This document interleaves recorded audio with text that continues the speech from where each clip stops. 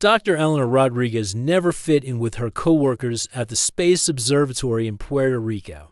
While everyone else looked for radio signals from distant planets, she spent her time studying weird readings that others just ignored. They called her crazy for chasing what looked like broken equipment signals. But Elena knew something was different about these patterns. On March 15, 2019, everything changed. It was just past midnight when Elena's computers went wild. The readings showed something massive coming down from space, but it wasn't falling like a normal meteor. This thing was slowing down on purpose, like someone was controlling it. Elena grabbed her keys and drove into the dark rainforest. Her equipment led her deeper into the jungle than she'd ever gone before. The trees got thicker, and the sounds of night animals filled the air around her. But she kept following the signal, even though every instinct told her to turn back. What she found in a small clearing made her heart stop. A ship sat crashed between the trees, but it wasn't like any aircraft she'd ever seen. The whole thing looked like it was made of crystal, glowing with a soft blue light from the inside. Steam rose from the wreckage, and strange symbols covered the hull. Elena approached carefully, her hands shaking. Through a crack in the crystal hull, she could see movement inside. Someone was in there, and they were hurt badly. Without thinking about the danger, she squeezed through the opening.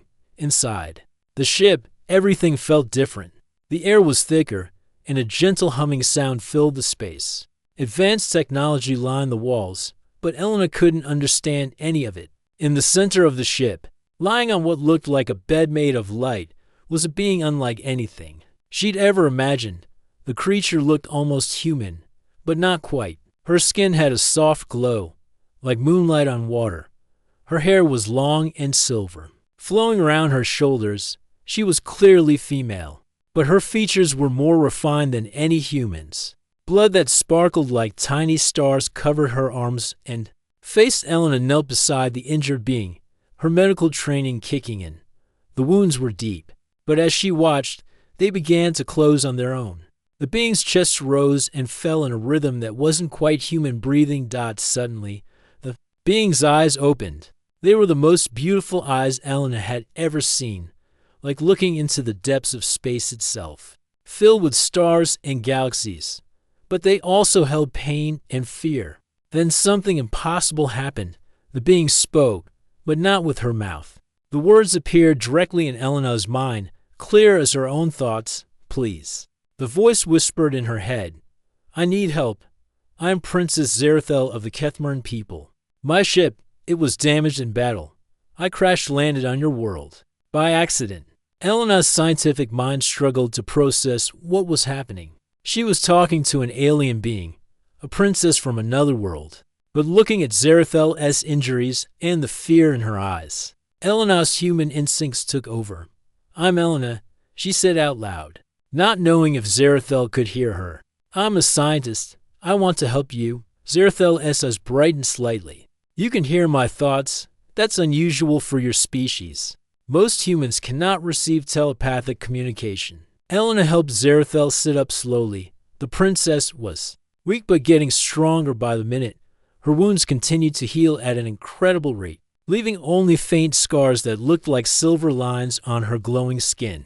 Your people, Elena asked. Where are they? Zerathel's expression grew sad. Scattered across the galaxy. We are refugees, running from a terrible enemy. I was scouting new worlds where my people might find safety. But the enemy found me first. Elena looked around the crashed ship, then back at Zerathel.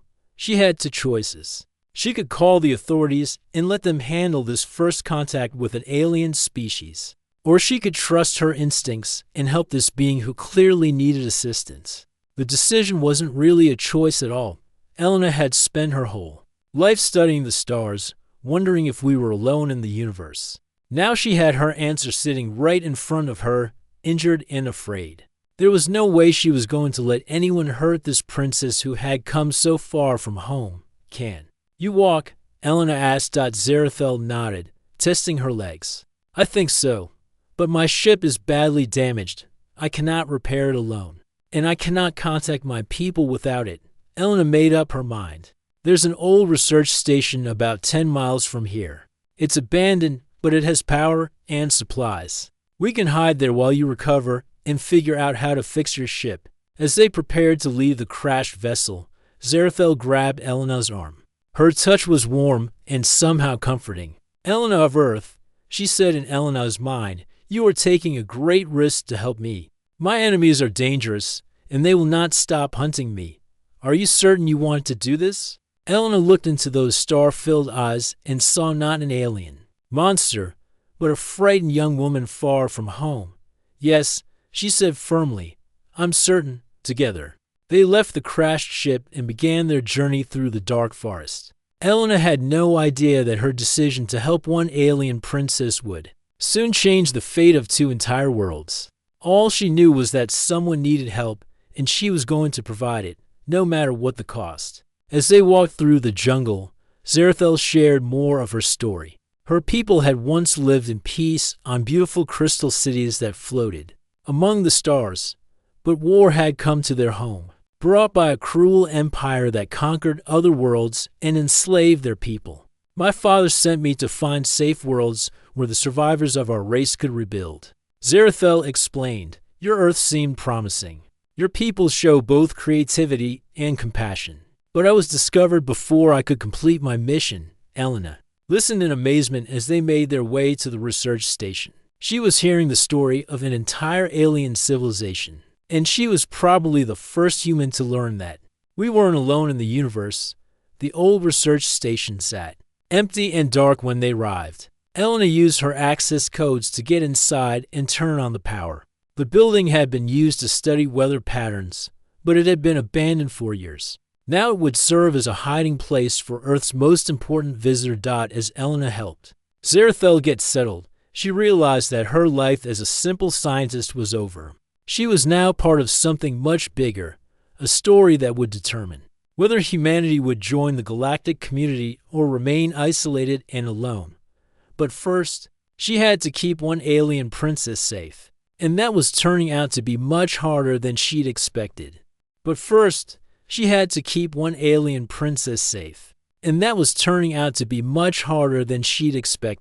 Over the next 3 days at the research station, Elena learned the true story of why Princess Zerathel had crashed on Earth. What she discovered made her realize that helping one alien might be the most important thing any human had ever done.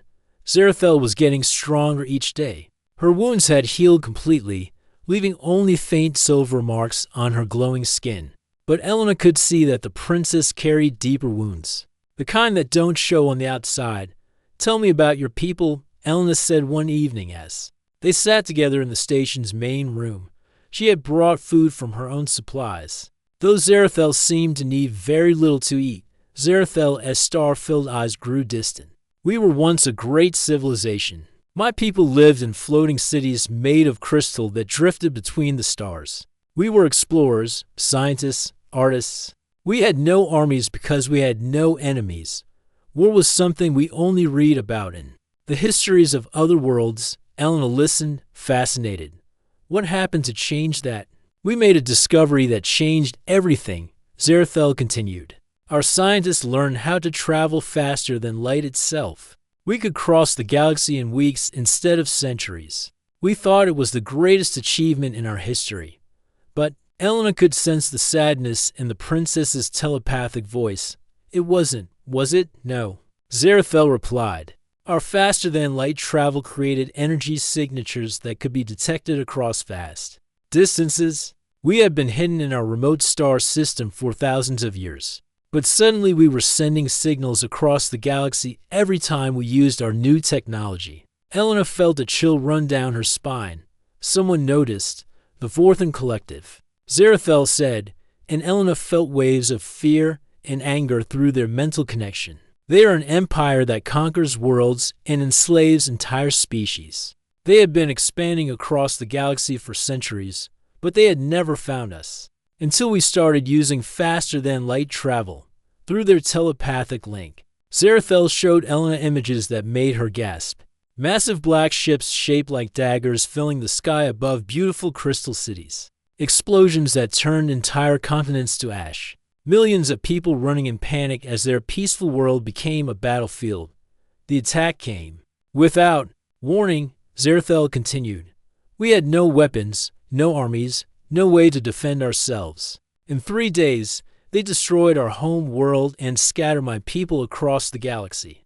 Those who survived became refugees, hiding in the dark spaces between stars. Eleanor reached out and took Zerathel's hand. The princess's skin felt warm and somehow comforting. How did you escape? My father is Admiral Kethan, the leader of what remains of our people. He sent me and several other scouts to find new worlds where the survivors could rebuild. Worlds that were far from Vorthan space, where we might be safe. And you chose Earth? Zerathel nodded. We have been studying your planet for decades. Your people show great creativity and compassion, but also the ability to defend yourselves when necessary. We thought Earth might be a good place for refugees. To start over, Elena felt a mix of pride and worry. But something went wrong. The Vorthan found me, Zerathel said simply. They have been hunting our scout ships across the galaxy. My vessel was damaged in a battle 3 star systems away. I barely made it to Earth before my ship failed completely. Elena was quiet for a moment, processing everything she had learned.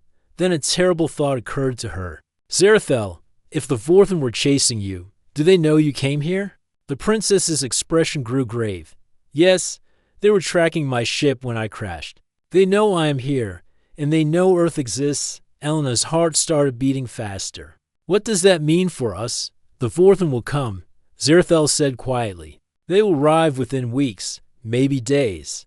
They will not come to rescue me or to make peace. They will come to eliminate any trace of Kethmaran presence and to decide what to do with your world. What do you mean, decide what to do with our world? Zerathel's mental voice was heavy with sorrow.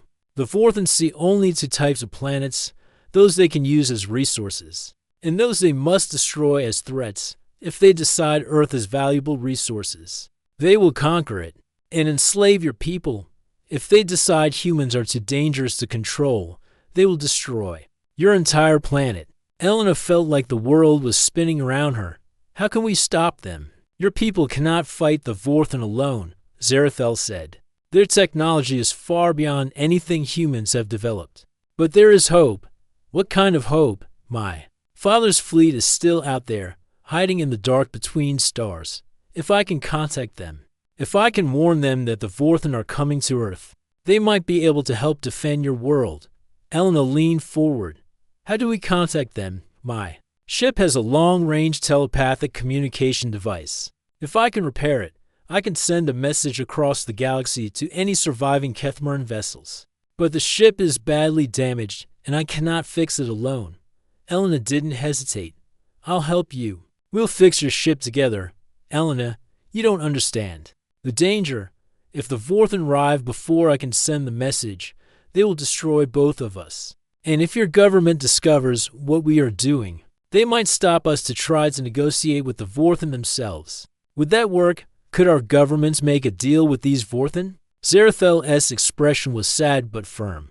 The Vorthan do not make deals with species they consider inferior. They will pretend to negotiate while they position their fleets for attack. Your leaders would realize the truth too late. Elena stood up and began pacing the small room. Everything she had learned about the universe had changed in just a few days. Humanity wasn't alone. But their new neighbors included both peaceful refugees and a brutal empire that conquered worlds. There's something else, Zerathel said quietly. My people have been monitoring your radio and television broadcasts for years. We know that humans sometimes fight among themselves, but we also know that you can unite when facing a common threat. If the Vorthan attack Earth, it might be the first time in your history that all humans fight together for survival. Elena stopped pacing and looked at the alien princess.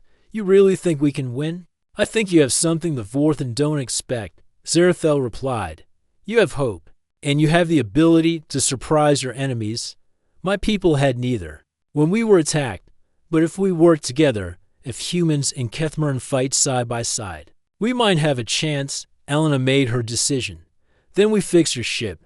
We send that message. And we pray that your father's fleet rise before the Forth and due, as if responding to her words. Both women heard the distant sound of helicopter rotors approaching the research station. Elena looked out the window and saw military vehicles surrounding the building. They found us. She whispered. Zerathel stood and moved to Elena's side. Then we run. The ship is only 2 miles from here. If we could reach it, we can begin the repairs. Elena grabbed her emergency pack and looked at the alien princess who had become her friend. Ready, ready, Zerathel replied. Let's go save the worlds. Elena and Zerathel slipped out the back of the research station. Just as soldiers surrounded the front entrance, the forest was thick and dark. But Zerathel's enhanced senses helped them avoid the search teams that were spreading through the jungle. This way, Zerathel whispered, leading Elena through paths that seemed invisible to human eyes. My people can see heat patterns and energy signatures.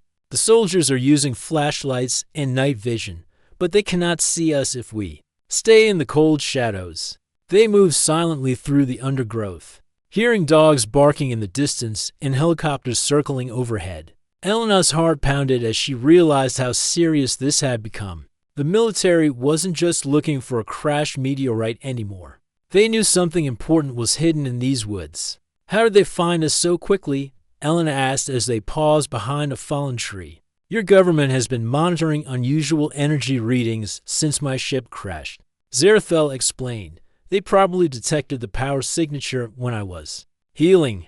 My people's technology gives off a specific type of radiation that your scientists would notice. Elena felt a chill that had nothing to do with the night air.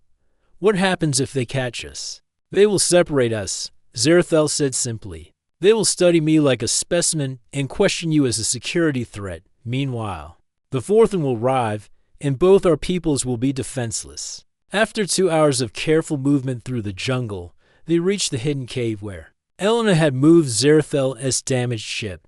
The crystal vessel still glowed faintly in the darkness, but many of its panels were cracked and several important-looking components had been completely destroyed. Can you really fix this? Elena asked, looking at the extensive damage. Zerathel ran her hands over the ship's hull, and Elena watched in amazement as some of the smaller cracks began to seal themselves. The ship is alive in a way, the princess explained. It can heal minor damage on its own, but the communication array and the power core were too badly damaged. I need specific materials to repair them.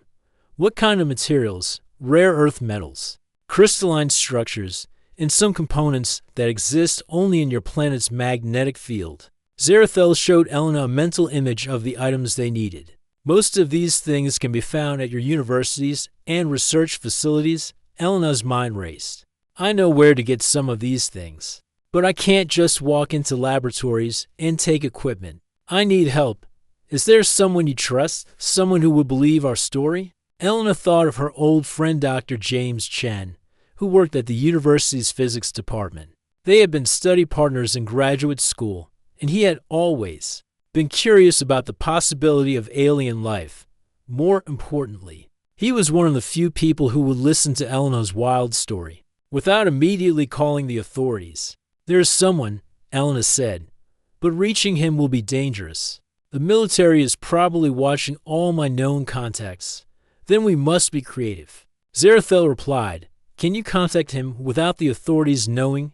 Elena smiled for the first time in days. Actually, yes. James and I have been playing an online game together for years. We have a private chat system that the government wouldn't think to monitor.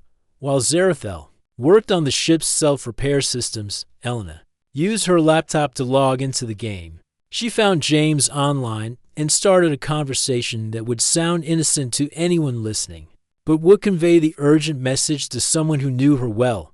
Hey James, she typed. Remember that research project we talked about? The one about looking for unusual signals? I think I found something really big. Can you meet me at the old place tomorrow night? Bring your equipment. James responded quickly. Elena, where have you been? People are looking for you. This sounds dangerous. It is dangerous. Elena typed back. But it might also be the most important discovery in human history. Please trust me. There was a long pause before James replied. Okay, I'll be there. But you better have a good explanation for this. Elena logged off and turned back to Zerathel, who was deep inside the ship working on damaged circuits. He'll help us, but we need to be careful. If the military is watching him too, we could be walking into a trap. Your friend, Zerathel said without looking up from her work. He studies the same things you do. He's a physicist who specializes in electromagnetic fields. He's also been interested in the search for alien life since we were students together. Then perhaps he is the right person to help us, Zerathel said. But Elena, you must understand that once we involve him, there is no going back. He will know the truth about my people and the danger coming to Earth. That knowledge will change his life forever. Elena thought about her friend, remembering his curiosity and his willingness to consider possibilities that other scientists dismissed. James has spent his whole career wondering if we're alone in the universe. I think he'll want to know the truth, even if it's dangerous. The next evening, Elena met James at an abandoned observatory outside the city. She had chosen the location carefully. It was far from any military bases, and the old building would provide cover if they needed to hide. James arrived right on time, carrying a bag full of electronic equipment. He looked nervous but excited. Elena, what's this really about? You've been missing for days, and there are rumors that something crashed in the rainforest. Elena took a deep breath. James, I need you to promise me something. No matter what I show you tonight, you can't tell anyone else until we figure out what to do. Can you promise me that? James studied her face in the moonlight. You're serious about this, aren't you? This isn't some kind of joke. I've never been more serious about anything in my life. Okay, James said slowly. I promise. Now show me what you found. Elena led him to a clearing behind the observatory where Zerathel was waiting. The alien princess stepped out of the shadows, her skin glowing softly in the darkness. James dropped his equipment bag and stared in shock. That's not human. No, Elena said gently. She's not, James. Meet Princess Zerathel. She's from a planet many light years away, and she needs our help. For several minutes, James couldn't speak. He just stared at Zerathel, his scientific mind struggling to process what he was seeing. Finally, he managed to say, "This is real. This is actually happening." Zerathel stepped forward and spoke directly into James's mind, the same way she had first communicated with Elena. Hello, James of Earth. I am sorry to meet you under such difficult circumstances, but we need your help to save both our peoples. James stumbled backward, his eyes wide. She's talking in my head. How's she doing that? Telepathy, Elena explained. It's how her people communicate across long distances. But that's not important right now. What's important is that we need your help to repair her ship so she can contact her people. Why? James asked, still staring at Zerathel in amazement. Because a hostile alien empire is coming to Earth, Elena said simply. They tracked Zerathel's ship here, and they'll arrive within days. If we can't contact her father's fleet in time, humanity will face this threat alone. James looked back and forth between Elena and Zerathel. You're asking me to help you repair an alien spacecraft to contact an alien fleet, to fight off other aliens who want to invade Earth. Yes, Elena said. I know it sounds impossible, but it's the truth. James was quiet for a long moment. Then he picked up his equipment bag and smiled. Well, I always said I wanted to make first contact with alien life. I just didn't expect it to be this complicated. What do you need me to do? Over the next few hours, James provided the technical expertise they needed to begin serious repairs on Zerathel's ship. His knowledge of electromagnetic fields helped them understand how to rebuild the communication array, while his university connections gave them access to rare materials they couldn't find anywhere else. But as they worked, Elena couldn't shake the feeling that time was running out. Every day that passed brought the Vorthan fleet closer to Earth, and they still had no way to warn anyone about the coming invasion. How long do we have? She asked Zerathel as they tested the repaired communication system. The Vorthan travel fast, Zerathel replied.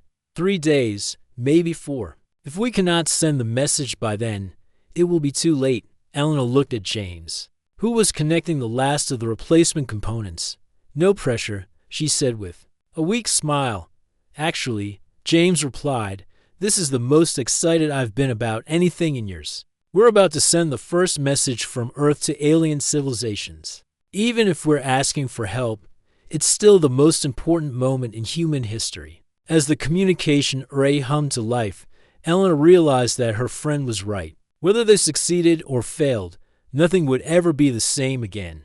The moment of truth had arrived. Zarathel stepped up to the repaired communication device, her face pale but determined. Elena and James watched nervously as the princess placed her hands on the crystal panels that would amplify her telepathic abilities across the galaxy. "This is going to hurt," Zarathel warned them through their mental link. "Sending a message this far requires more energy than my body can safely handle. If something goes wrong, promise me you'll continue the fight without me." "Nothing's going wrong," Elena said firmly, taking Zarathel's hand. "We're going to do this together, and we're all going to survive." James checked his instruments one more time. The power levels are stable. The electromagnetic field is perfectly aligned. Everything is ready on our end. Zarathel closed her eyes and began to concentrate.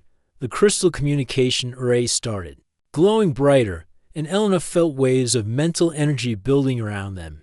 The air itself seemed to vibrate as the princess reached out across the vast emptiness of space, searching for any trace of her people. For long minutes, nothing happened. Then suddenly, Zarathel gasped and her eyes flew open. Blood trickled from her nose. But she was smiling. "I found them," she whispered. "My father's fleet is hiding in the Kuiper Belt beyond your planet Pluto.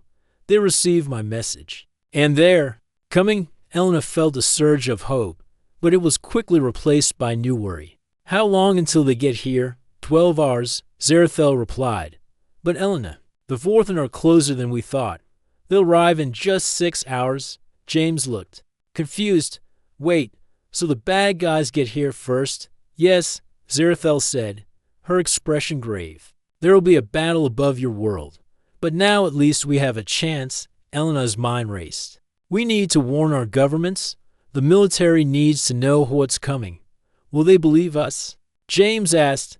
"I mean, we don't exactly have proof. That won't get us locked up as crazy people." Zarathel touched the communication array again, and suddenly it projected a holographic display showing the solar system. Red dots appeared near the edge of the projection, moving rapidly toward Earth. Blue dots appeared further out, also heading in their direction. "Show them this," Zarathel said.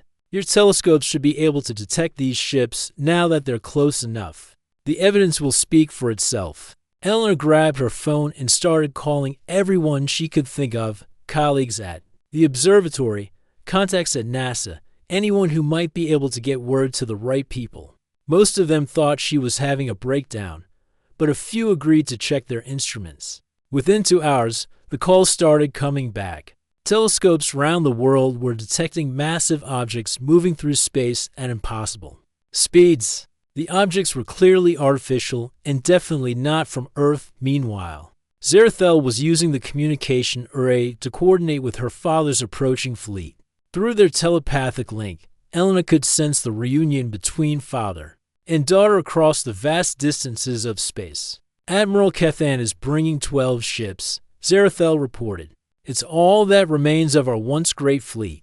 But each ship is powerful enough to fight multiple Vorthen vessels." "How many Vorthen ships are coming?" James asked. Zarathel's expression darkened. 43. They sent a full conquest fleet. Elena felt her heart sink. Even she could do that math. 12 against 43. Those aren't good odds. "No," Zarathel agreed. "But my people fight with desperation now. We have nothing left to lose. And there's something else the Vorthen don't know." "What's that?" "Your people," Zarathel said simply. "The Vorthen expect to find a defenseless world. They don't know that humans have nuclear weapons, orbital satellites, and the willingness to fight for their home," as if summoned by her words. Military helicopters appeared over the forest.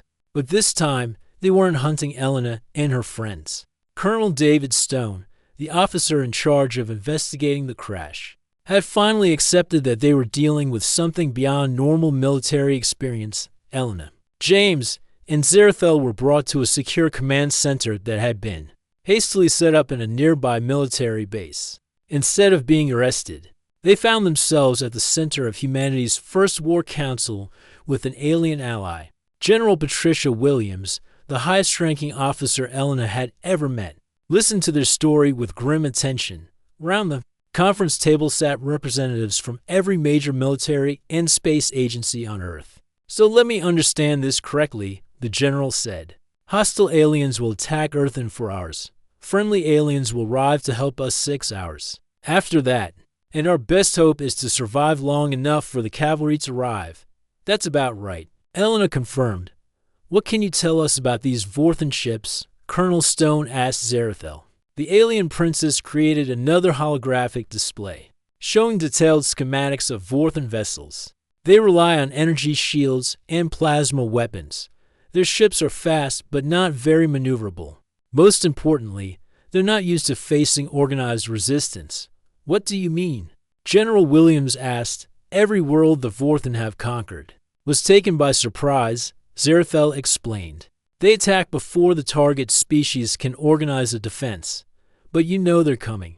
You can prepare. Over the next few hours, Elena watched in amazement as military leaders from around the world coordinated humanity's defense. Every nuclear submarine was positioned strategically around the globe. Fighter jets were scrambled from bases on every continent. Satellite networks were reconfigured to serve as early warning systems. But the most important preparation was psychological. For the first time in human history, every nation on Earth was working together against a common enemy. Old conflicts were set aside as the species faced its ultimate test. When the Vorthan ships finally appeared in Earth's sky, they found a world ready for war. Instead of defenseless cities, they encountered coordinated missile strikes from land, sea, and air. Nuclear weapons detonated in space, destroying several Vorthan vessels before they could reach the atmosphere. Elena watched the battle from the command center, her heart pounding as she saw explosions lighting up the night sky. The Vorthan were powerful, but they had never faced an enemy that fought back so fiercely. Your people are incredible warriors, Zerathel said, her mental voice filled with admiration. The Vorthan expected easy victory, but you're making them pay for every mile of space. Still, the battle was taking its toll. Human losses were heavy, and more Vorthan ships kept breaking through the defenses. Elena began to fear that they wouldn't last long enough for help to arrive. Then, just as hope seemed lost, new lights appeared in the sky. The Kethmaran fleet had arrived, their crystal ships glowing like stars as they engaged the Vorthan forces. Now, we fight together, Zerathel said, tears streaming down her face as she watched her father's ships join the battle. Human and Kethmaran, defending our shared home. The tide of battle turned quickly. The Vorthan, caught between human defenses below and Kethmaran ships above, found themselves outmaneuvered and outgunned, one by one. Their vessels were destroyed or forced to retreat. Elena felt a surge of pride as she watched the two species work together, sharing tactics and covering each other's weaknesses. What had started as Elena's decision to help one injured alien had become the foundation for humanity's first interstellar alliance. When the last Vorthan ship fled into deep space, Elena knew that the universe had changed forever. Earth was no longer alone, and humanity had proven itself worthy of standing among the stars. The greatest adventure in human history had begun, and it all started with one person's choice to help a stranger in need. Elena smiled as she realized that sometimes the smallest acts of kindness can change the fate of entire worlds. Years later, when Elena served as Earth's first ambassador to the Galactic Council, she would remember this moment as the day humanity truly joined the cosmic community. But right now, she was just relieved that everyone had survived. The princess had been saved, the Earth had been defended, and two civilizations had found friendship among the stars. It was more than Elena had ever dared to hope for when she first found that crashed ship in the jungle. As she watched human and Kethmaran engineers working together to repair the damage from the battle, Elena knew that this was just the beginning. The universe was vast and full of wonders, and now humanity would explore it with friends by their side.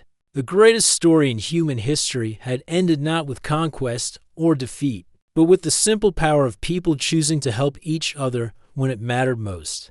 Zerathel's desperate psychic message succeeded, but at a price that nearly destroyed her. As the alien princess lay unconscious, her life force barely flickering, Elena watched in awe as the night sky began to change. Distant stars that had been constant for millennia suddenly shifted, as massive vessels declobed throughout the solar system. The Kithmaran fleet had arrived, not just refugee ships, but the remnants of their military forces that had been hiding in the void between stars. Admiral Kethan, Zerathel's father and leader of the surviving Kithmaran people, materialized in the cave through advanced teleportation technology that made Elena's scientific mind reel. The reunion between father and daughter was both heartbreaking and beautiful. Through their telepathic link, Elena experienced the depth of Kithmaran emotion, a species that felt everything more intensely than humans, whose capacity for both love and loss transcended anything Elena had ever imagined. But the reunion was brief. The Vorthan Collective had detected the Kithmaran fleet's arrival and accelerated their approach. Within hours, Earth would become a battleground between civilizations wielding technology that could crack planets like eggs. Admiral Kethan faced an impossible choice. He could evacuate his people immediately, leaving humanity to face the Vorthan alone, or he could stand and fight, risking the last of his species for a world that had shown kindness to his daughter. Elena found herself in the unprecedented position of being humanity's first ambassador to an alien species, speaking for her entire race. She made an offer that would bind the fates of both civilizations. We stand together, or we fall apart. Earth offers sanctuary to your people, and we ask only that you help us defend our shared home. The alliance was sealed not with signatures or ceremonies, but with a joining of minds. Elena, Zerathel, and Admiral Kethan linked in a telepathic bond that would serve as the foundation for a new era of cooperation between species. As the first Vorthan ships entered Earth's atmosphere, Elena watched from the bridge of a Kithmaran vessel as human and alien forces prepared for a battle that would determine the future of two worlds. Part 5. The New Dawn. The Battle of Earth lasted 3 days and changed everything. Human military forces, initially overwhelmed by the technological superiority of the Vorthan Collective, found themselves fighting alongside allies whose capabilities seemed like magic. Kithmaran ships, powered by crystalline energy cores and protected by shields that bent light itself, stood between Earth's cities and annihilation. Elena, now serving as a liaison between human and Kithmaran forces, watched from the command center as the tide of battle turned. The key breakthrough came when human hackers, working with Kithmaran technicians, managed to disrupt the Vorthan fleet's communication networks. The Collective's rigid hierarchy became their weakness when their ships could no longer coordinate their attacks, but the real victory came from an unexpected source. Zerathel, still recovering from her earlier ordeal, discovered that the Vorthan Collective's control over their empire was maintained through a form of psychic domination. Using her royal bloodline's enhanced telepathic abilities, she reached out to the enslaved species within the Vorthan fleet and offered them something they had never known: freedom. The Collective's ships began turning on each other as species after species broke free from their psychic chains. The Vorthan command structure collapsed within hours, and their remaining forces retreated to distant regions of the galaxy, their empire forever broken. In the aftermath, Elena found herself at the center of humanity's first interstellar diplomatic mission. The Kithmaran people, true to their word, established a colony on Earth's moon, sharing their advanced technology while helping humanity prepare for their inevitable expansion into the cosmos. Zerathel, now fully recovered and bearing the title of Ambassador Princess, worked alongside Elena to establish the Terran-Kithmaran alliance. Their friendship, forged in crisis and tested in battle, became the foundation for a new era of cooperation between species. Years later, as Elena stood on the observation deck of the first human Kithmaran research station orbiting Jupiter, she reflected on the choice that had changed everything. She had risked everything to save one alien princess, and in doing so, had saved the civilizations. The cosmos was vast and full of wonders yet to be discovered, but humanity would no longer face that vastness alone. They had allies among them, stars, and together, they would build a future that neither species could have achieved alone.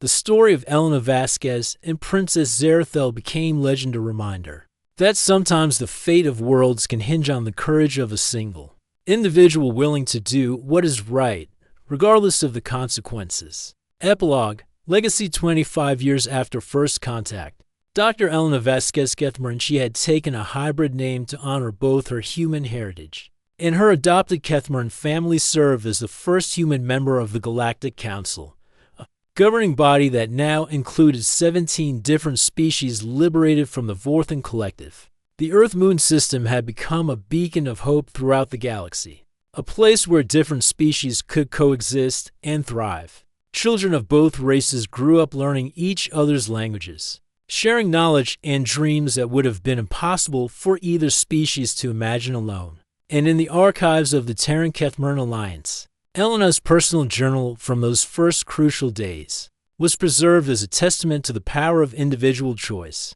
in shaping the destiny of civilizations. The last entry reads simply, "I saw a being in need, and I helped. Everything else was just the consequence of that choice." The universe had become a smaller, more connected place, and it all began with one human who dared to save an alien princess and changed everything.